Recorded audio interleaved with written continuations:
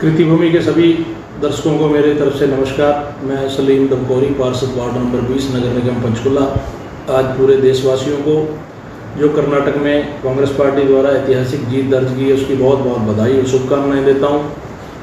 और लोगों को ये संदेश भी देना चाहता हूं कि आज का जो ज़माना, जैसे कि हमारे कर्नाटक वासियों ने ये बात साबित करी कि जो नफरत की राजनीति थी और झूठे जुमलों की राजनीति थी, जो फ्रेब की राजनीति थी, उसको दरकिनार करते हुए लोगों ने कांग्रेस पार्टी में आस्था जताई और लोगों ने ये दर्शाया कि जो लोग जाति के नाम पे, धर्म के नाम पे और अलग अलग हथकंडों के नाम पे वोट मांगते हैं, उनको उनका आईना दिखाया।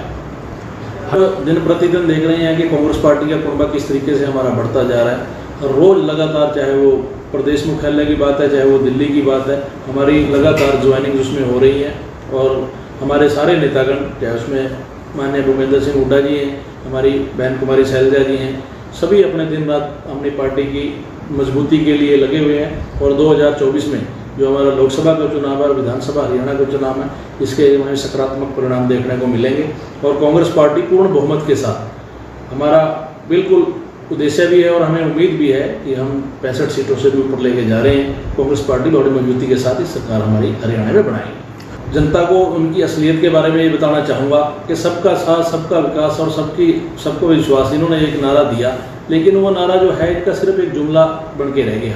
अभी हाल ही में हमने पंचकुला नगर निगम की जो कार्यशैली है, मैं पूरे हरियाणा की बात नहीं करूँगा क्योंकि बहुत बड़ी स्टेट है, अब और भी बहुत हमारे बड़े नेतागण उसके बारे में दिन प्रतिदिन सभी लोगों का अवगत करा रहे हैं। मैं तो सिर्फ अपने यहाँ की भी बात बताना चाहूँगा कि हमने एक अपनी कांग्रेस पार्टी की तरफ से जितने हम पार्षद, हमने एक पोल खोलो अभियान इनका चलाया। हमारे मेयर महोदय ने उसमें पहले बहुत बड़ी बड़ी बातें करके एक प्रेस कॉन्फ्रेंस करके कई करोड़ रुपए के काम गिनवा दिए, जिसमें ये माहिर हैं, सिर्फ ये कागजों में चलते हैं।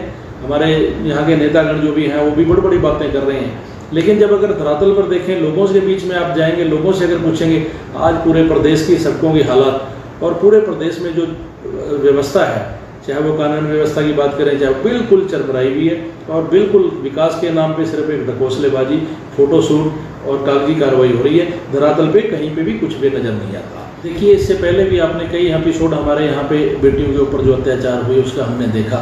अभी हाल ही में एक प्रदेश के जो मंत्री थे, स्पोर्ट्स मंत्री, खेल मंत्री संदीप सिंह जी, उसके ऊपर एक संगीन आरोप लगे। एक हमारी बहन जो हमारी एक कोच थी, महिला कोच थी, जूनियर कोच थी, उसने बिल्कुल स्पष्टवादी बातों में उसकी सारी उनकी कार्यशैली बताई।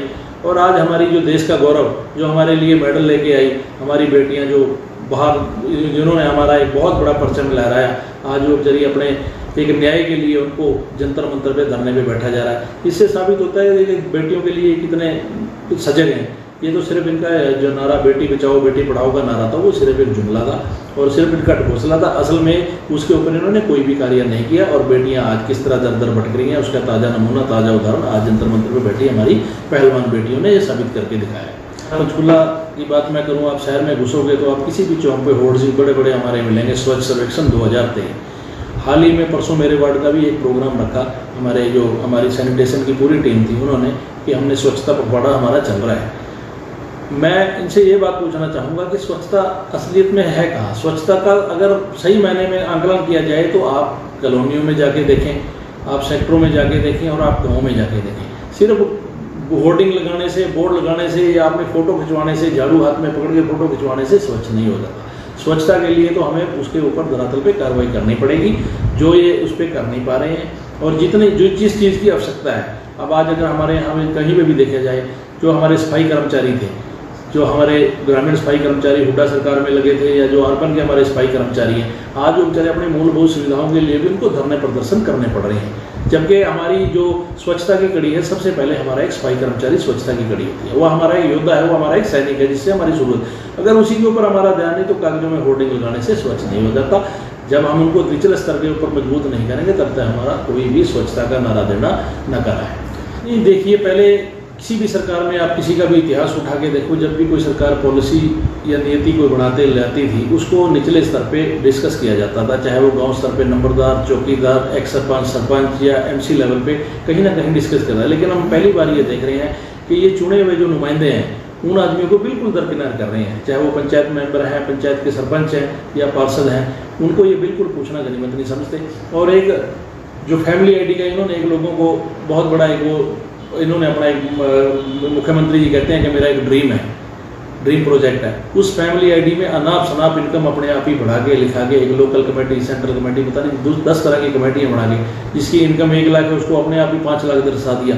और उसका बहाना लेके, बिजली के बिलों का बहाना लेके कि 9,000 रुपये बिजली का बिल जिसका 1 साल का है उसका BPL नहीं बने, अपने आप ही अपने मापदंड बना के लोगों को इनसे वंचित रखा जा रहा है। चाहे वो बुढ़ापा पेंशन की बात है, आज पेंशन के लिए लोग दर दर भटक रहे हैं, आधों की पेंशन नहीं आ रही, जिसकी लगनी चाहिए उसकी पेंशन 2-2 साल से लग नहीं पा रही है। तो ये सिर्फ एक दिन की ढकोसलेबाजी है। फैमिली आईडी को इन्होंने बहुत बड़ा एक हथियार बना लिया और फैमिली आईडी का सारा रिमोट कंट्रोल जो है वो सरकार के हाथ में। इसलिए मैं इसमें सरकार सीधा दोषी जो है हम सरकार को मानते हैं। आप पिछले 9 साल से इनकी सरकार तकरीबन 9 साल होने को जा रहे हैं।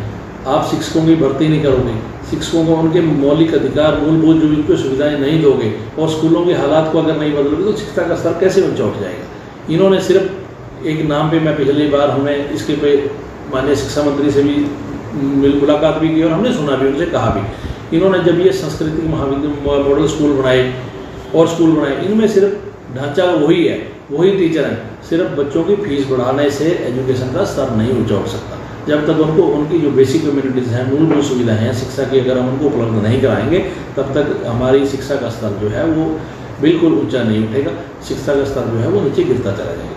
नशे के लिए, जिस नशा एक ऐसी बुरी आदत है जिससे बहुत घर, प्रदेश, देश बर्बाद हो चुके हैं। मैं अपने युवाओं को भी यही संदेश देना चाहूँगा कि नशे से दूर रहें और मेरे सरकारों से भी यही अनुरोध है कि कोई नशे की जो भी असली इसकी कड़ी है, जो इसकी अंत की कड़ी है, जहाँ से इसका हम कमर तोड़ सकते हैं, नशे का हमने वहाँ से इसका अंत करना चाहिए ताकि हमारी जो ये युवा पीढ़ी, हमारी जो उज्जवल भविष्य हमारा है इस देश का, वो बचा रहे और हमारा देश जो है वो दिन दुगनी रात चौगुनी तरक्की करता रहे। इसमें हम भी सरकार के साथ हैं। अगर सरकार का कोई भी इसमें कोई प्रोग्राम है नशे के रोकथाम के लिए तो मैं हम अपनी तरफ से भी इसको पूरा आश्वासन देते हैं कि हम बिल्कुल सरकार के साथ हैं। मैं तो आम जनता को यही संदेश देना चाहूँगा कि ये हमारा देश बड़ी कुर्बानियों से, बड़े योद्धाओं ने लड़ाई लड़के इस देश को आज़ाद किया और इस देश की आज़ादी के लिए, इसकी एकता के लिए, इसकी अखंडता के लिए और इसके विकास के लिए हम सभी मिलजुल कर एक दूसरे के प्रति प्यार, मित्रता, व्यवहार रख के और बिना किसी भेदभाव के, जाति धर्म से ऊपर उठ करके हम इस देश को बनाने के लिए पूरा सजग रहें। देखिए, जो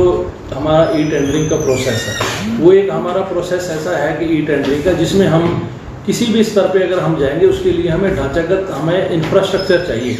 आज आप किसी भी जगह पे जाओगे उस तरीके का हमारा इंफ्रास्ट्रक्चर, चाहे वो इंटरनेट का है, चाहे वो हमारा डिजिटलाइजेशन का है, वो हमारा उस तरीके का अभी तक हमारा इंफ्रास्ट्रक्चर नहीं है।